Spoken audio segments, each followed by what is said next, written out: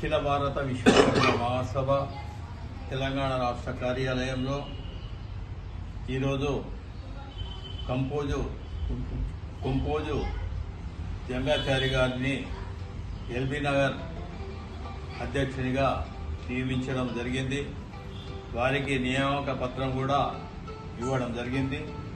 అఖిల భారత విశ్వకర్మ మహాసభ తెలంగాణ రాష్ట్ర అధ్యక్షుని కౌలే జగన్నాథం ఈరోజు మన ఎల్బీ నగర్ అధ్యక్షునిగా బరువు బాధ్యతలు కూడా అప్పచెప్పడం జరిగింది.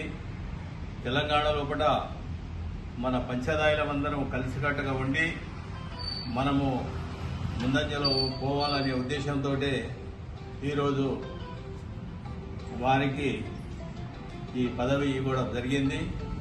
వారు కూడా మన తెలంగాణ లోపల మనమందరము కలిసికట్టుగా ఉండి మరి గవర్నమెంట్ 42% బీసీలకు డిక్లేర్ చేసింది. మరి మనము కూడా రాజ్యాధికార దిశలో ఉంటే మనం ఏదైనా సాధించవచ్చు.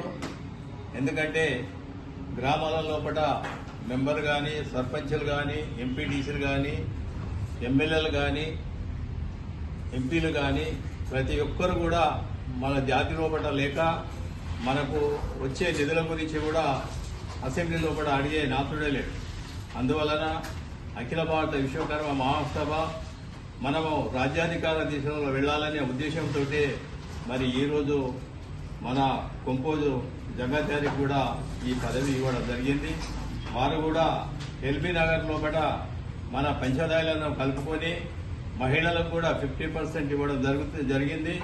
అందువలన మహిళలు, పురుషులు అందరూ కూడా ఈ సంఘం లోపల ఉండాలనే ఉద్దేశంతో ఈరోజు వారికి నియామక పత్రం ఇచ్చి వారు కూడా చురుకుగా పాల్గొంటారని తెలియజేస్తూ జై విశ్వకర్మ, జై జై విశ్వకర్మ, జై విశ్వకర్మ. తెలుగు కూడా ఏంటంటే